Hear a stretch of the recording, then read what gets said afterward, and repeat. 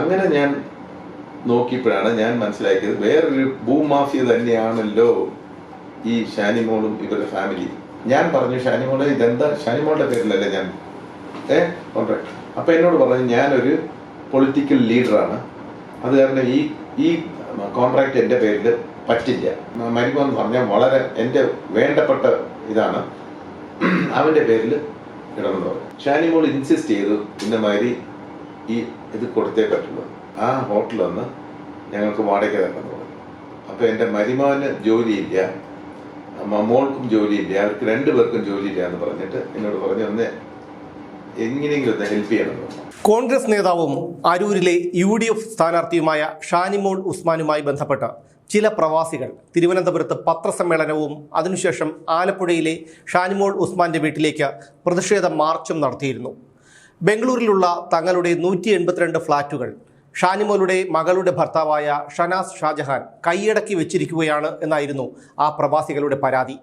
Joseph Chacko എന്ന ഡെവലപ്പറിൽ നിന്നാണ് Shanas Shah Jahan ബാംഗ്ലൂരിലുള്ള crown Plaza എന്ന കെട്ടിട സമുച്ചയത്തിൽ നിന്ന് 20 അപ്പാർട്ട്മെൻറ്റുകൾ നടത്തിപ്പിനായി പ്രതിമാസം 1,25,000 രൂപ വാടകയ്ക്ക് ഏറ്റെടുത്തത്.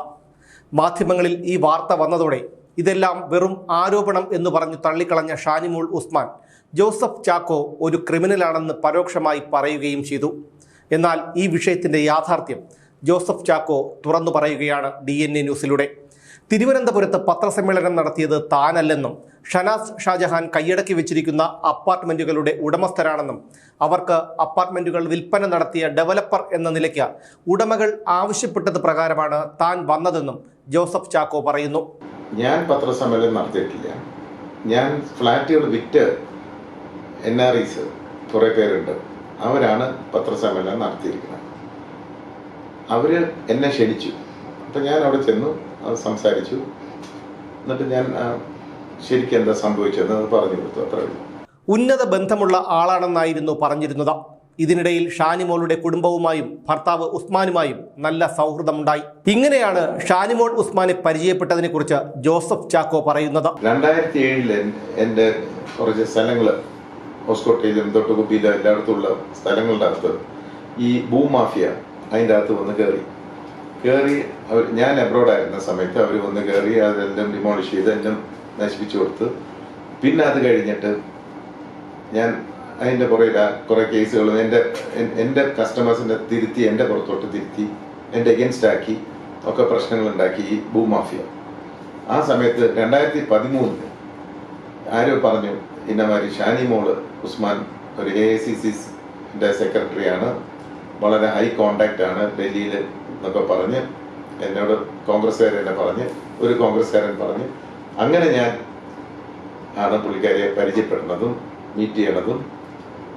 അത് കഴിഞ്ഞ ഉടനെ എന്നോട് പറഞ്ഞു, ഞാൻ ഇതെല്ലാം സോൾവ് ചെയ്ത് തരാം, അതായതാന്ന് പറഞ്ഞ് കുറേ എൻ്റെ അടുത്ത് ഇത് ചെയ്തു. പക്ഷെ ഒരു കാര്യവും ചെയ്തു തന്നില്ല, ശരിക്കും ഒന്നും നടന്നില്ല. വെറുതെ ഈ സംസാരം അല്ലാണ്ട് വേറെ ഒന്നുമില്ല. പിന്നെ എൻ്റെ കയ്യിൽ നിന്ന് കുറേ കാശ് വേണം, അത് വേണം, ഇത് വേണം എന്ന് പറഞ്ഞ് ഇങ്ങനെ എടുത്തുകൊണ്ടിരിക്കുകയായിരുന്നു പല സ്റ്റേജസിലും. പിന്നെ അത് കൂടാതെ ഒരു വണ്ടിയും ഞാൻ മേടിച്ചു കൊടുത്തു, ഇനോവ വേണം, അത് വേണം, ഇത് വേണം എന്ന് പറഞ്ഞ് അങ്ങനെയാണ് ഞങ്ങൾ ഇത് ചെയ്യുന്നത്. പക്ഷെ ഒരു കാര്യം നടത്തി തന്നില്ല. ഞാൻ ഈ ഭൂമാഫിയനെ പിന്നെ കോടതി മുഖാന്തരവും എല്ലാം ഇതാണ് അവരെ മാറ്റിയത്. പിന്നീട് കോടതിയുടെ സഹായത്തോടെ ഭൂമാഫിയയെ ഒഴിപ്പിച്ചു. ഷാനിമോൾ ഉസ്മാനുമായി അകലം പാലിച്ചു. അങ്ങനെയിരിക്കെ ഷാനിമോളും ഭർത്താവും പലതവണ ആവശ്യപ്പെട്ടതനുസരിച്ച് താൻ ആലപ്പുഴയിലുള്ള അവരുടെ വീട്ടിൽ പോയി. തൻ്റെ മരുമകൻ ഷനാസ് ഷാജഹാന് ജോലിയൊന്നുമില്ലെന്നും ബംഗളൂരുവിലെ അപ്പാർട്ട്മെൻറ്റുകൾ വാടകയ്ക്ക് നൽകിയാൽ അയാൾ അത് നോക്കി നടത്തുമെന്നും ഷാനിമോളും ഭർത്താവും പറഞ്ഞു.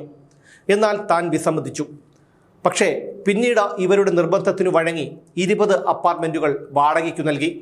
പിന്നീടുണ്ടാക്കിയ MOU പ്രകാരം 3 മാസം അപ്പാർട്ട്മെൻറ്റുകൾ വൃത്തിയാക്കാനും പിന്നീടുള്ള 6 മാസം വാടകയില്ലാതെ നടത്താനും ഷനാസ് ഷാജഹാന് അനുമതി നൽകി. അതിനുശേഷം 11 മാസത്തേക്ക് വാടക കരാറുണ്ടാക്കിയതിനു ശേഷമാണ് മുൻകൂട്ടി ആസൂത്രണം ചെയ്ത പദ്ധതി അനുസരിച്ചാണ് ഇവർ അപ്പാർട്ട്മെൻറ്റുകൾ വാടകയ്ക്കെടുത്തത്. 100 കോടിയോളം രൂപ വിലമതിക്കുന്ന ഭൂമി കൈക്കലാക്കുകയാണ് ഇവരുടെ ലക്ഷ്യമെന്നും ജോസഫ് ചാക്കോ പറയുന്നു. ഷാനിമോളും ഉസ്മാനും രണ്ടുപേരും കൂടെ എന്നെ പലതവണ വീട്ടിലോട്ട് ക്ഷണിച്ചു. വീട്ടിൽ വരണം അത്യാവശ്യ കാര്യമുണ്ടെന്ന് പറഞ്ഞിട്ട് എന്നെ വീട്ടിൽ ഒത്തിരി പ്രാവശ്യം ക്ഷണിച്ചു. അപ്പോൾ പിന്നെ ഒരു ദിവസം ഞാനും ജോയും ഷേബയും കൂടെ പോയി അവിടെ പോയി. അപ്പോൾ ഞങ്ങൾക്ക് ലഞ്ചും എല്ലാം പ്രിപ്പയർ ചെയ്ത് തന്നു, എല്ലാ കാര്യങ്ങളും നമ്മളിങ്ങനെ ഓരോ കാര്യങ്ങളൊക്കെ സംസാരിച്ച്. പിന്നെ ലാസ്റ്റിൽ എന്നോട് പറഞ്ഞു, നിന്നെ മാതിരി ഇതൊന്ന് ഈ ഹോട്ടൽ അവിടെ ഉണ്ട് എണ്ണൂരിൽ, ആ ഹോട്ടലൊന്ന് ഞങ്ങൾക്ക് വാടക തരണം പറഞ്ഞു. അപ്പോൾ എൻ്റെ മരുമകന് ജോലിയില്ല, മോൾക്കും ജോലിയില്ല, അവർക്ക് 2 പേർക്കും ജോലിയില്ല എന്ന് പറഞ്ഞിട്ട് എന്നോട് പറഞ്ഞു ഒന്ന് എങ്ങനെയെങ്കിലും ഒന്ന് ഹെൽപ്പ് ചെയ്യണമെന്ന് പറഞ്ഞു. അപ്പോൾ ഞാൻ കഴിയുന്നതും ഞാൻ പിന്തിരിപ്പിക്കാൻ ശ്രമിച്ചു. ഞാൻ പറഞ്ഞു എൻ്റെ മാതിരി ഇത് പറ്റില്ല, ഭയങ്കര പ്രോബ്ലമാണ്, ഇത് ചെയ്യാൻ പറ്റില്ല, നിങ്ങൾക്ക് കൊണ്ട് പറ്റില്ല എന്നൊക്കെ പറഞ്ഞപ്പോഴും ഷാനിമോൾ ഇൻസിസ്റ്റ് ചെയ്തു ഇന്ന മാതിരി ഈ ഇത് കൊടുത്തേ പറ്റുള്ളൂ. അപ്പോൾ പിന്നെ ഞങ്ങൾ എന്നാ പറഞ്ഞു ഓക്കെ എന്ന് പറഞ്ഞു, ശരിയായി സമ്മതിച്ചപ്പോൾ പറഞ്ഞു ആദ്യം അപ്പോൾ 20 അപ്പാർട്ട്മെന്റ് വേണമെന്ന് പറഞ്ഞപ്പോൾ ഞാൻ പറഞ്ഞു എന്നാൽ ശരി 20 അപ്പാർട്ട്മെന്റ് നടത്തിക്കുമെന്ന് പറഞ്ഞ് അവർ നടത്താൻ എടുത്തു കഴിഞ്ഞപ്പോൾ കുറച്ച് കഴിഞ്ഞപ്പോൾ അവർ അത് ക്ലീൻ ചെയ്യാനെന്ന് പറഞ്ഞു. ഞാൻ പറഞ്ഞു കുറച്ചാൾ യൂസ് ചെയ്തിട്ടില്ല, അതെന്നെ ക്ലീൻ ചെയ്ത്. അപ്പോൾ അവർ പറഞ്ഞു അതൊക്കെ ക്ലീനിങ്ങും എല്ലാം ചെയ്യാം, ഞങ്ങളെല്ലാം കംപ്ലീറ്റ് ചെയ്ത് തരാം, ഒരു 10-20 ലക്ഷം രൂപ ചിലവാകുമെന്ന് പറഞ്ഞു. അപ്പോൾ ഞാൻ പറഞ്ഞു ശരി 20 ലക്ഷം രൂപ ചിലവാക്കിക്കോ, 10 ലക്ഷം രൂപ നിങ്ങൾ വിട്ടുപോകുമ്പോൾ ഞാൻ തരാറുണ്ട്. അങ്ങനെ ഒരു MOU ഉണ്ടാക്കി, മെമ്മോറാണ്ടം ഓഫ് അണ്ടർസ്റ്റാൻഡിങ്. അത് ഉണ്ടാക്കി അവർ അത് ക്ലീനിങ്ങും അത് ഇതൊക്കെ ചെയ്ത് അവർ റൺ ചെയ്യാൻ തുടങ്ങി. 6 മാസം ട്രയൽ റണ്ണ്, 6 മാസം റൺ ചെയ്യാൻ തുടങ്ങി. അപ്പോൾ 6 മാസം വാടകയൊന്നും ഇല്ലാണ്ട് റൺ ചെയ്ത് കഴിഞ്ഞപ്പോൾ ഇവർ പറഞ്ഞു എന്നാൽ ശരി നമുക്ക് എഗ്രിമെന്റ് ഉണ്ടാക്കാൻ പറഞ്ഞു. ഇപ്പം ഞാൻ പറഞ്ഞു ശരി എഗ്രിമെന്റ് ഉണ്ടാക്കി. അപ്പോൾ 11 മാസത്തേക്ക് ഞാൻ എഗ്രിമെന്റ് ഉണ്ടാക്കി കൊടുത്തു. ഈ 11 മാസത്തിലേക്ക് എഗ്രിമെന്റ് ഉണ്ടാക്കി. ഞാൻ പറഞ്ഞു എല്ലാ 11 months അത് റിന്യൂ എന്ന് പറഞ്ഞു. ആ എഗ്രിമെന്റ് ഉണ്ടാക്കി കഴിഞ്ഞ ഉടനെ തന്നെ ഇവരെന്ത് ചെയ്തു, ഈ എന്തോ ഒരു പ്രശ്നം അവരുണ്ടാക്കി, ഇതിൻ്റെ അകത്ത് വാടക അത് ഇതെന്നൊക്കെ പറഞ്ഞിട്ട് ഉണ്ടാക്കി. അവർ പോയി കോടതിയിൽ നിന്ന് ഒരു ഇഞ്ചക്ഷൻ എടുത്തോണ്ട് വന്നു എൻ്റെ പുറത്ത്. ഞാനും എൻ്റെ ആൾക്കാരെ ആരും എൻ്റെ അകത്ത് കയറാൻ പാടില്ല ഒരു ഇഞ്ചക്ഷൻ എടുത്തു. ഈ ഇഞ്ചക്ഷൻ എടുത്തപ്പോൾ ഞാൻ ഷോക്ക്ഡ് ആയിപ്പോയി. ഞാനൊരു ഹെൽപ്പ് ചെയ്തിട്ട് എൻ്റെ എഗൻസ്റ്റ് ഇവരിങ്ങനെയാണ് ചെയ്തത്. അപ്പം ഞാൻ അവരോട് കോൺടാക്ട് ചെയ്ത് ട്രൈ ചെയ്തപ്പോൾ ഒന്നും അവർ കെയർ ചെയ്യില്ല. അവർ പോയി ഇമ്മീഡിയറ്റ് ആയിട്ട് പോലീസിനടുത്ത് കംപ്ലൈൻറ്റ് കൊടുക്കുക, എന്നിട്ട് എന്നെ ഇട്ട് അങ്ങോട്ട് ഹാരസ് ചെയ്യിപ്പിക്കുക പോലീസിനെ കൊണ്ട്. അപ്പോൾ ഞാൻ മനസ്സിലാക്കി ഇതെന്തോ ഒരു കളിയുണ്ടെന്ന്. അങ്ങനെ ഞാൻ നോക്കിയപ്പോഴാണ് ഞാൻ മനസ്സിലാക്കിയത് വേറൊരു ഭൂമാഫിയ തന്നെയാണല്ലോ ഈ ഷാനിമോളും ഇവരുടെ ഫാമിലി. ഇവർക്ക് അതുപോലെ കോണ്ടാക്ട് കർണാടകയിലുണ്ട് ഭൂമാഫിയായിട്ടും ആര്. പിന്നെ അത് കഴിഞ്ഞ് ഞാൻ മനസ്സിലാക്കി ഇവർ ഈ ഇഞ്ചക്ഷൻ വെച്ചിട്ട് എന്നെ കയറ്റുന്നില്ല. ഒരുപാട് 180 ഫ്ലാറ്റ് ഓണേഴ്സ് ഉണ്ട്, അവർ ഇതിൻ്റെ അകത്ത് കയറ്റുന്നില്ല. കംപ്ലീറ്റ് ഞങ്ങളെ പ്രഷർ ടാക്ടിക്സ് ട്രൈ ചെയ്യുക, മാക്സിമം ഞങ്ങളകത്ത് കയറ്റാണ്ടിരിക്കാൻ നോക്കുക. ഇവരെ കുറേ ഗുണ്ടകളെ വെച്ചിരിക്കുക, പിന്നെ പോലീസ്, പിന്നെ അവരുടെ പൊളിറ്റിക്കൽ സപ്പോർട്ട് ഒത്തിരി ഉണ്ട്. അതുകൊണ്ട് ഞങ്ങളകത്ത് കയറ്റുന്നില്ല. അപ്പോഴാണ് ഞാൻ മനസ്സിലായത് ഈ സ്ഥലം ഈ 100 കോടി വർത്ത് ഹോട്ടല് അടിച്ചെടുക്കാനുള്ള ശ്രമമാണ്, അല്ലാണ്ട് ഇത് വാടകയല്ല, ഒന്നുമല്ല. ഇത് മാക്സിമം ഇവർ ചെയ്തത് ഇവർ ഞങ്ങളെ ഇത് ചെയ്യണം. ഈ കേസ് NRIസിന്റെ പുറത്ത് കേസില്ല, NRIസിന്റെ പുറത്ത് ഇഞ്ചക്ഷൻ ഇല്ല, പക്ഷെ NRIസിനെ കയറ്റുന്നില്ല. NRIസ് പാവം കഷ്ടപ്പെട്ട അവർ ഫ്ലാറ്റ് മേടിച്ചിട്ട് അവർ അതിൻ്റെ അകത്ത് കയറ്റില്ല. 3 വർഷമായിട്ട് അവരെ കയറ്റിയിട്ടില്ല. ഞാൻ മാക്സിമം ട്രൈ ചെയ്ത് ഇവരെ ഒന്ന് വാട്ട് ഈസ് ഹാപ്പനിങ്. ഉടനെ എൻ്റെ പുറത്ത് ഒരു കംപ്ലീറ്റ് ഒരു FIR രജിസ്റ്റർ ചെയ്തു. ഇമ്മീഡിയറ്റ് എൻ്റെ പുറത്ത് എൻ്റെ ആൾക്കാർ 2 GP ഹോൾഡർ മാനുവൽ എന്ന് പറഞ്ഞാൽ അവൻ്റെ പുറത്തും FIR രജിസ്റ്റർ ചെയ്തു. ഞങ്ങൾ പോയി പോലീസിനടുത്ത് FIR രജിസ്റ്റർ ചെയ്യാൻ പോയാൽ ഒരു FIR നടക്കില്ല, ഒന്നും നടക്കില്ല. ഇതൊരു ലാൻഡ് ഗ്രാബിംഗ് ആണ്. എന്താ വെച്ചാൽ ഈ സ്ഥലം 800 എന്ന് പറഞ്ഞൊരു സ്ഥലത്തിൻ്റെ അകത്ത് കല്യാൺ നഗറായത്. കല്യാൺ നഗറിൻ്റെ അകത്ത് ഒരു സ്ഥലം 1 ഏക്കർ 4 ഗുണ്ടയുണ്ട്, 1 ഏക്കർ 2 ഗുണ്ടയുണ്ട്. അത്രയും സ്ഥലം അതിൻ്റെ അകത്ത് ഒരു 100 കോടി മേലെയുള്ള സ്ഥലം മാത്രം. ബിൽഡിംഗ് നമുക്ക് പറയാം പഴയതാണെന്ന് പറയാം, നോ പ്രോബ്ലം. പക്ഷെ ആ സ്ഥലത്തിൻ്റെ വാല്യൂ ഉണ്ട്, അത് മാത്രമാണ് ഇവർ ഫോക്കസ് ചെയ്തുകൊണ്ടിരിക്കുന്നത്. അപ്പോഴേ എനിക്ക് മനസ്സിലായി ഇതൊരു നെക്സ്റ്റ് ഒരിതാണ്. ഉടനെ തന്നെ ഞാൻ എന്ത് ചെയ്തു, ഞാൻ NRIസിനോട് പറഞ്ഞു ഇതൊരു ഇങ്ങനത്തെ ഒരു പ്രോബ്ലം നടക്കുന്നത്. അവർ മനസ്സിലായി, ബിക്കോസ് അവരെ കയറ്റുന്നില്ല, അകത്തോട്ട് അവരെ കയറ്റുന്നില്ല.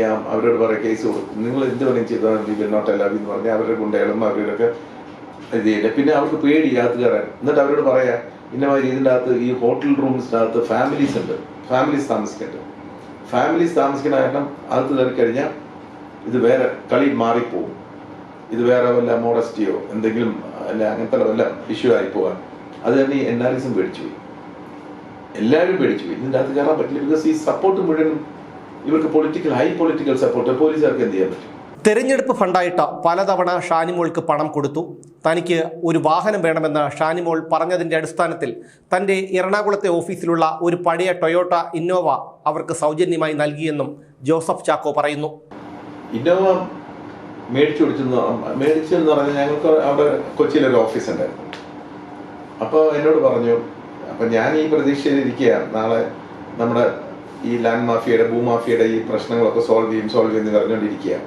അപ്പോൾ ഇപ്പം ചെയ്യുന്ന പറഞ്ഞാൽ അങ്ങനെ പല ഇലക്ഷന് വേണ്ടിയിട്ടും പിന്നെ പലപ്പോഴും കാശ് കൊടുത്തിട്ടുണ്ട്, പല ഇത് ചെയ്തിട്ട്. അപ്പോൾ അങ്ങനെ ഇരിക്കുമ്പോഴാണ് ഇന്നോവ വേണം, ഞാൻ കോഴിക്കോട് നിന്ന് ആലപ്പുഴ ദിവസം പോയി വരികയാണ്, അങ്ങനെയെന്നൊക്കെ പറഞ്ഞപ്പോൾ എന്നോട് പറഞ്ഞു ഒരുപാട് ട്രാവലിംഗ് ആണ്, ടാക്സിക്കൊക്കെ ഒത്തിരി കാശ് ചിലവാകും. അപ്പോൾ ഞാൻ പറഞ്ഞു, എന്നാൽ ഞങ്ങളുടെ ഓഫീസിൽ നിന്ന് ഒരു ഇന്നോവയുണ്ട്, അത് ഞാൻ കൊടുത്തു, ഒരു ഗിഫ്റ്റായിട്ട് കൊടുത്തു. ഞാൻ പറഞ്ഞു അത് എടുത്തിട്ട് അതിൽ പോയി വന്നു. പിന്നെ എനിക്ക് അപ്പോൾ ഞാൻ ഒരു ആൻറ്റിസിപ്പേറ്റ് ചെയ്യാണ് നമ്മുടെ കാര്യങ്ങളൊന്നും ചെയ്തു തരുന്നത്, പക്ഷെ ഒന്നും നടന്നില്ല. ഒരു ക്രിമിനലാണ് ഇതിൻ്റെ എല്ലാം പിന്നിലെന്നാണ് ഷാനിമോൾ പറയുന്നത്.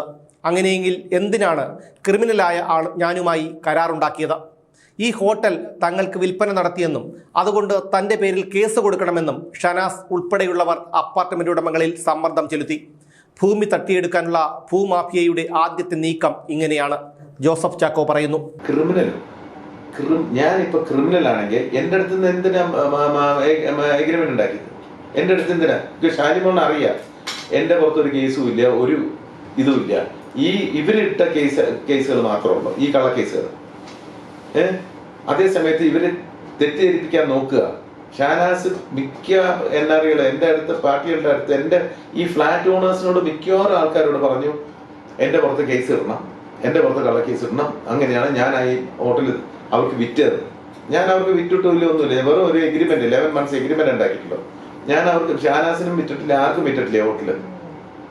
അത് സമയത്ത് എൻ്റെ ഫ്ലാറ്റുകൾക്ക് എൻ്റെ ഫ്ലാറ്റിൽ ഞാൻ 20 ഫ്ലാറ്റ് ഇവർക്ക് വാടക കൊടുത്തിരിക്കുക, അല്ലാണ്ട് ഞാൻ ഇവർക്ക് വിറ്റിട്ടില്ല. പക്ഷെ അതേസമയം ഷാനാസ് പറഞ്ഞ എന്താ, NRIs ഫ്ലാറ്റ് ഓണേഴ്സ് ഞാൻ ഇത് മുഴുവൻ അവർക്ക് വിറ്റു, എന്നിട്ട് അവർ അത് കയറ്റില്ല. ഇതാണ് ടെക്നിക്ക്, ഇതാണ് ഈ ലാൻഡ് ഗ്രാബിങ്ങിന്റെ ഫസ്റ്റ് ടെക്നിക്ക്. ഞങ്ങൾ മേടിച്ചു, ഇതാ സംഭവിച്ചിരിക്കണം. അല്ലാണ്ട് ഇത് വാടകയും അത് തിന്നല്ല, അതൊന്നും പറഞ്ഞില്ലല്ലോ. അതിപ്പോ ഈ പത്രസമ്മേളനം വന്നപ്പോഴും മാത്രമാണ് ഈ വാടകയെ കുറിച്ച് പറഞ്ഞത്. അത് പിള്ളേർക്ക് വാടക കൊടുത്തു. ഞാൻ പിള്ളേർക്കൊന്നും വാടക കൊടുത്തിട്ടില്ല. ഷാനിമോൾക്ക് അവര് വീട്ടിൽ ചെന്നിരുന്നു, അവരെന്നെ ഇൻവൈറ്റ് ചെയ്തിട്ട് ഞാൻ വീട്ടിൽ ചെന്ന് ഫുഡും എല്ലാം കഴിച്ചിട്ട് എന്നിട്ടാണ് ഈ ചെയ്തത് പണി. ഷാനിമോൾ ഉസ്മാന്റെ മരുമകൻ ഷനാസിനെ തനിക്കറിയില്ല. കരാർ ഉണ്ടാക്കുന്നത് ഷാനിമോളുടെ പേരിലാണെന്നായിരുന്നു തൻ്റെ ധാരണ. എന്നാൽ കരാർ തയ്യാറാക്കിയതിനു ശേഷമാണ് അത് ഷനാസിന്റെ പേരിലാണെന്ന് അറിയുന്നത്. താനൊരു രാഷ്ട്രീയക്കാരിയാണെന്നും അതുകൊണ്ടുതന്നെ കരാർ തൻ്റെ പേരിൽ വേണ്ട എന്നുമായിരുന്നു അവസാന നിമിഷം ഷാനിമോൾ ഉസ്മാൻ പറഞ്ഞത്. അങ്ങനെയാണ് ഷനാസിന്റെ പേരിൽ കരാർ ഒപ്പിട്ടത്. അതോടെ കാര്യങ്ങൾ മാറിമറിഞ്ഞെന്നും ജോസഫ് ചാക്കോ പറയുന്നു. ഈ ഷനാസിന്റെ പേര്, ഷാനാസ് എന്ന് പറഞ്ഞ ഒരാളെ എനിക്ക് അറിയാനേ വയ്യ, മരുമോനെ ഞാൻ കണ്ടിട്ട് പോലുമില്ല. ഷാനിമോള് കോൺട്രാക്ട് പ്രിപ്പയർ ചെയ്ത് ഈ MOU പ്രിപ്പയർ ചെയ്ത് വന്നപ്പോൾ എന്നോട് പറഞ്ഞു, ഞാൻ പറഞ്ഞു ഷാനിമോളെ ഇതെന്താ ഷാനിമോളുടെ പേരിലല്ലേ ഞാൻ കോൺട്രാക്ട്. അപ്പം എന്നോട് പറഞ്ഞു, ഞാനൊരു പൊളിറ്റിക്കൽ ലീഡറാണ്, അത് കാരണം ഈ കോൺട്രാക്ട് എൻ്റെ പേരിൽ പറ്റില്ല. ഞാൻ എൻ്റെ മരുമോൻ എന്ന് പറഞ്ഞാൽ വളരെ എൻ്റെ വേണ്ടപ്പെട്ട ഇതാണ്, അവൻ്റെ പേരിൽ ഇടണമെന്ന് പറഞ്ഞു. പിന്നെ ഞാൻ പല ഇതും ചോദിച്ചപ്പോൾ പറഞ്ഞ് പറ്റില്ല. എന്നിട്ട് ലാസ്റ്റിൽ പുള്ളിക്കാരി ഷാനാസിൻ്റെ പേരിലാണ് ഇട്ടു. ഈ ഷാനാസിൻ്റെ പേരിൽ ഇട്ട് കഴിഞ്ഞ ഉടനെ ഈ കളി സ്റ്റാർട്ടായി, ഈ പ്രശ്നങ്ങൾ സ്റ്റാർട്ടായി, പ്രോബ്ലം സ്റ്റാർട്ടായി. അവരുടെ മോളും അതിൻ്റെ അകത്ത് കയറി കളിച്ചു, ഒരുപാട് പ്രശ്നങ്ങൾ അത് ബ്ലോക്ക് ചെയ്തു. അങ്ങനെയാണ് ഈ ഷാനാസിന്റെ പേര്. ഷാനാസിനെ എനിക്ക് അറിയാനേ വയ്യ. രാഹുൽ ഗാന്ധി, പ്രിയങ്ക ഗാന്ധി, മല്ലികാർജുൻ ഖാർഗെ, KC വേണുഗോപാൽ, VD സതീശൻ എന്നിവർക്ക് ജോസഫ് ചാക്കോയും മുഖ്യമന്ത്രി ഉൾപ്പെടെയുള്ളവർക്ക് അപ്പാർട്ട്മെന്റ് ഉടമകളും പരാതി നൽകി. പക്ഷേ യാതൊരു നടപടികളും ഉണ്ടായില്ല. രാഹുൽ ഗാന്ധി കൊടുത്തു, പ്രിയങ്ക ഗാന്ധി കൊടുത്തു, ഖാർഗെക്ക് കൊടുത്തു, ഖാർഗെജി കൊടുത്തു, പിന്നെ വേറെ ഞാൻ പല VD സതീശൻ കൊടുത്തു, KC വേണുഗോപാലിന് കൊടുത്തു. പക്ഷെ യാതൊരു റിപ്ലൈയും കിട്ടിയില്ല, എനിക്ക് ഒരു ആക്ഷനും നടന്നിട്ടില്ല. ഞാൻ ഒരുപാട് ഇത് കൊടുത്തു. പിന്നെ എൻ ആർ ഐസ് ഹോം മിനിസ്റ്ററിന് കൊടുത്തു, കർണാടക ഹോം മിനിസ്റ്റർ. ഇതിന് മുമ്പേ ഞാൻ കൊടുക്കുന്ന മുമ്പ് അവർ ഹോം മിനിസ്റ്ററിന് കൊടുത്തു, അവർ സി എമ്മിന് കൊടുത്തു, അവർ ഡെപ്യൂട്ടി സി എമ്മിന് കൊടുത്തു, എല്ലാവർക്കും അവർ കൊടുത്തു. പക്ഷെ എന്നിട്ടും യാതൊരു ഇതുണ്ടായില്ല. മറ്റുള്ള അപ്പാർട്ട്മെന്റുകളിലെ സോളാർ പാനൽ ഉൾപ്പെടെയുള്ള സാധനങ്ങൾ ഷനാസ് വിറ്റു. എല്ലാ അപ്പാർട്ട്മെന്റ് ഉടമകളും പ്രായമായവരാണ്. അവർക്ക് ബംഗളൂരുവിൽ യാതൊരു ബന്ധവുമില്ല. കോടതിയിൽ സിവിൽ കേസ് കൊടുത്താൽ വർഷങ്ങളോളം നീണ്ടുപോകും. അതാണ് അവരും ആഗ്രഹിക്കുന്നത്. അങ്ങനെ കേസ് കൊടുത്താൽ വർഷങ്ങളോളം കേസ് നീണ്ടുപോകുകയും ഉടമസ്ഥർ അങ്ങോട്ടേക്ക് തിരിഞ്ഞു നോക്കാതെയും വരും.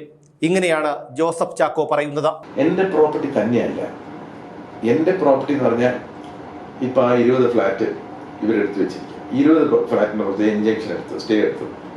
പക്ഷെ എൻറ്റയർ ബിൽഡിംഗ് അവർ കൈയടക്കി വെച്ചിരിക്കുക. കംപ്ലീറ്റ് സാധനങ്ങൾ മുഴുവൻ കാണാനില്ല. NRIs പറയണ അവരുടെ സാധനങ്ങൾ മുഴുവൻ കൊണ്ടുപോയി എന്നാണ്. ഈ മരിമോൻ എന്ന് പറഞ്ഞ ഷാനാസ് എന്ന് പറഞ്ഞ ആളാണ് മുഴുവൻ എടുത്തുകൊണ്ട് പോയത്. പക്ഷേ ഇവർ എല്ലാം വിറ്റു. അവിടുത്തെ പാനലിങ്ങും അവിടുത്തെ സോളാറും അതും ഇത് പല കാര്യങ്ങളും അവർ വിറ്റു. പിന്നെ എനിക്കറിഞ്ഞൂടെ ഇതിൻ്റെ അകത്ത് യാതൊരു ഇതുമില്ല. എല്ലതും അവർ വിറ്റു, അവരെടുത്തു, അവർ കംപ്ലീറ്റ്ലി. അല്ലെങ്കിൽ ഇപ്പം ഒരാൾക്ക് വാടകയ്ക്ക് കൊടുക്കും, 20 റൂം വാടകയ്ക്ക് കൊടുക്കും, 20 ഫ്ലാറ്റ് വാടകയ്ക്ക് കൊടുക്കും. 20 ഫ്ലാറ്റ് വാടകയ്ക്ക് കൊടുത്താൽ എന്തുകൊണ്ടും മറ്റവർക്ക് കയറാൻ പറ്റാത്തത്?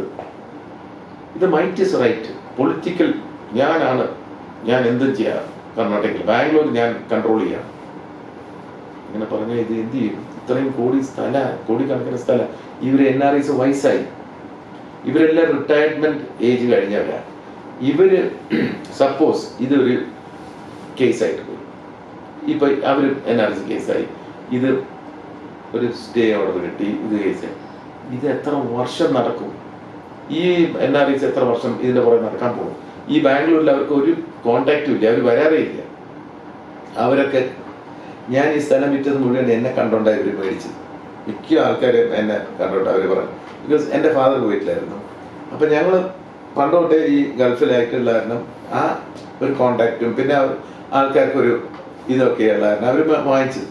ഇപ്പം നോക്കുമ്പോൾ സ്ഥലമില്ല. ഈ സ്ഥലം ഇവർ പിടിച്ചു വെച്ചിരിക്കുക. ഇവർ കുറച്ച് നാൾ ഒരു കേസൊക്കെ പറഞ്ഞ് കുറച്ച് കഴിയുമ്പോഴേക്കും ഈ സുപ്രീം കോർട്ട് വരിക്കും പോകണമെങ്കിൽ എത്ര വർഷം പിടിക്കും? അത് വരിക്കും NRIs നോക്കിയിരിക്കുമോ? അവർ പിള്ളേർ വരാൻ പോകില്ല, അവരെ പിള്ളേരൊക്കെ അബ്രോഡ് സ്റ്റഡി ചെയ്യുക.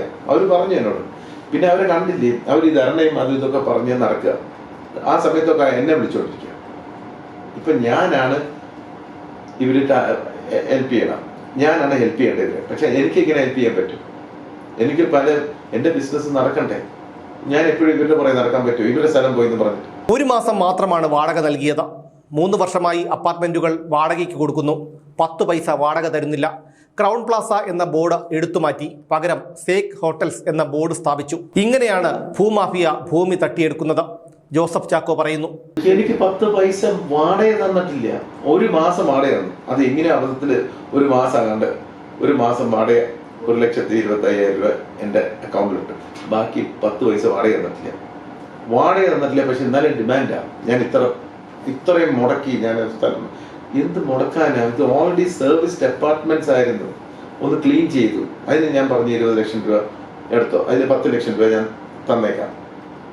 അങ്ങനെ അത്രയേ ഉള്ളൂ. അതിന് മേലെ ഒന്നുമില്ല. എന്നിട്ട് അതിന് സമയത്ത് ഞങ്ങളുടെ ബോർഡ് എടുത്ത് ദൂരെ കളഞ്ഞു. അത് എൻ്റെ ഒരു ഇന്റൻഷൻ എന്താ? ഞങ്ങളുടെ ക്രൗൺ പ്ലാസ ഇന്റർനാഷണൽ എന്ന് പറഞ്ഞ സർവീസ്ഡ് അപ്പാർട്ട്മെന്റ് എന്ന് പറഞ്ഞൊരു ബോർഡ് ഉണ്ട്. അത് ഇത്രയും വർഷം കിടന്ന ബോർഡ് അതെടുത്ത് വലിച്ചെറിഞ്ഞു, അതെടുത്ത് കളഞ്ഞു. ഇവരുടെ ബോർഡ് സഖി ഹോട്ടൽസ് എന്ന് പറഞ്ഞ് ഞങ്ങൾ ഇട്ടു. അതിന്റെ ഇന്റൻഷൻ എന്താ? എന്തിനാ 20 റൂം നടത്തുന്നതിന് 215 ഫ്ലാറ്റ് ഉള്ള അപ്പാർട്ട്മെന്റ് 20 ഫ്ലാറ്റ് നടത്തുന്നതിന് നമ്മുടെ കംപ്ലീറ്റ് എല്ലാം എടുത്ത് കളയണം. അത് ആരും ചെയ്യില്ല. ചെയ്യണത് എന്താ? ഇന്റൻഷൻ വേറെയാണ്. Intention is only grabbing, property grab ചെയ്യാം. ഈ പ്രോപ്പർട്ടി ഗ്രാബിങ് ബാംഗ്ലൂരിൽ ഫാസ്റ്റസ്റ്റ് ഗ്രോയിങ് സിറ്റി, എൻ്റെ വിചാരം വേൾഡിലെ ഫാസ്റ്റസ്റ്റ് ഗ്രോയിങ് സിറ്റിയാണ് ബാംഗ്ലൂർ. അതുപോലെ പ്രോപ്പർട്ടി അപ്രിസിയേഷൻ ആണ് ബാംഗ്ലൂർ. ഇതൊക്കെ ചെയ്യുമ്പോഴേക്കും ആൾക്കാർ പെട്ടെന്ന് വരും. അവര് ഇന്റൻഷൻ എന്താ? ഇതിൽ വല്ലതും ഉണ്ടാക്കി സ്ഥലം എടുത്തുകൊണ്ട് പോവുക, ഈ പ്രോപ്പർട്ടി എടുക്കുക. ഇതാണ് ഇവിടെ നടക്കുന്നത്, ബാംഗ്ലൂർ നടക്കുന്നത്. മോസ്റ്റ് ഓഫ് ദ ആൾക്കാർ പണ്ട് മേടിച്ച പ്രോപ്പർട്ടീസ് എല്ലാം പോയി. ആൾക്കാരുടെ പ്രോപ്പർട്ടീസ് മുഴുവൻ മിക്കവാറും ആൾക്കാരുടെ ഇപ്പോഴാണ് ഗവൺമെന്റ് പല റൂൾസ് കൊണ്ടുവന്നിട്ട് പ്രൊട്ടക്ട് ചെയ്യാൻ. പ്രോപ്പർട്ടി പ്രൊട്ടക്ട് ചെയ്യാൻ പല റൂൾസും അത് ഇതൊക്കെ. പണ്ട് മേടിച്ചവരിലൊക്കെ പ്രോപ്പർട്ടി പോയി. ഇങ്ങനെ ഇതുപോലെ തന്നെ അവർ കയറി ഇരിക്കുക, എന്നിട്ട് അവർ ബോർഡ് ഇടും, അവരുടെ ബോർഡ് ഇടും, അവരുടെ ടെലിഫോൺ നമ്പർ ഡിസ്പ്ലേ, എന്നിട്ട് പറയും ദിസ് ഇസ് അവർ പ്രോപ്പർട്ടി. പിന്നെ ഞങ്ങൾ എന്ത് ചെയ്യാൻ പറ്റും? കോടതി പോകണം. കോടതിയിൽ സിവിൽ സൂട്ട് എന്ന് പറഞ്ഞാൽ എത്ര വർഷം പിടിക്കും? അറ്റ്ലീസ്റ്റ് ഒരു 25 വർഷം പിടിക്കും ഈ സിവിൽ സൂട്ട് നടന്ന് സുപ്രീം കോടതി വരയ്ക്കും ഇവര് ഫൈറ്റ് ചെയ്യും. അത്രയും വേണ്ട, കുറച്ച് നാൾ ഫൈറ്റ് ചെയ്ത് കഴിഞ്ഞാൽ എല്ലാ NRIs ഫെഡപ്പ് പോകും. ഇതൊരു ആം ട്വിസ്റ്റിംഗ് ടെക്നിക്കാണ്. ഒരു ആം ട്വിസ്റ്റ് ചെയ്ത് അവരുണ്ട് വിൻ. പിന്നെ മൈറ്റ് ഇസ് റൈറ്റ്. അവർക്ക് ഇൻഫ്ലുവൻസ് ഉണ്ട്, അവർക്ക് മസിൽ പവർ ഉണ്ട്, അവർക്ക് എല്ലാ പവറും ഉണ്ട്. നമ്മൾ എന്ത് ചെയ്യും? ഞങ്ങൾ ordinary people we can live. ബിസിനസ്സുകാർക്ക് ബിസിനസ് ചെയ്യാൻ പറ്റില്ല ഇങ്ങനത്തുള്ള ഇതാണല്ലോ. ഈ NRIs മുഴുവൻ ആശ്രയിക്കണം തന്നെയാണ്. അവർ പത്രസമ്മേളനം ഉണ്ടാക്കിയിട്ട് പറയും ഞാൻ വന്നില്ലെങ്കിൽ അവർക്ക് ഹെൽപ്ലെസ് ആയി. അവരെ ഹെൽപ്ലെസ് ആക്കി റെൻഡർ ചെയ്തിട്ട് പ്രോപ്പർട്ടി എടുത്തോണ്ട് അവരെ കംപ്ലീറ്റ് ഹെൽപ്ലെസ് ആണ്.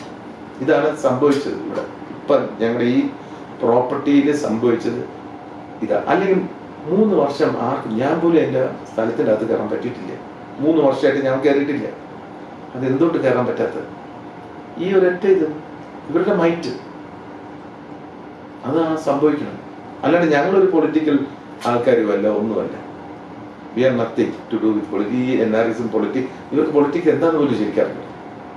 അവര് ആ സമയത്ത് ഞങ്ങൾ ഷാനിമോളെ ടാർണിഷ് ചെയ്യാനും ഞങ്ങൾക്ക് എന്ത് കിട്ടാനാ ടാർണിഷ് ചെയ്തിട്ട്? ഞങ്ങൾ എന്താ മന്ത്രിയാവാൻ പോകണം? Nothing. We are not going to become anything. ഇവരെന്താ ആർക്കെങ്കിലും ഒരു ഇന്റൻഷൻ ഉണ്ടോ? ആർക്കും ഇല്ല. കാര്യങ്ങൾ വ്യക്തമാണ്. 1, 2, 5 വ്യക്തികൾ പറയുന്നതിനെ ആരോപണമെന്ന് പറഞ്ഞ് തള്ളിക്കളയാം. പക്ഷേ യാതൊരു രാഷ്ട്രീയ ചായ്വുമില്ലാത്ത, പല രാഷ്ട്രീയ പ്രസ്ഥാനങ്ങളിൽ വിശ്വസിക്കുന്ന 180 പേർ പറയുന്ന യാഥാർത്ഥ്യങ്ങളെ എങ്ങനെ ആരോപണമെന്ന് പറഞ്ഞ് തള്ളിക്കളയാൻ കഴിയും? ജോസഫ് ചാക്കോ പറയുന്നതിൽ നിന്ന് കാര്യങ്ങൾ വ്യക്തമാണ്. ഇനി ജനം തീരുമാനിക്കട്ടെ.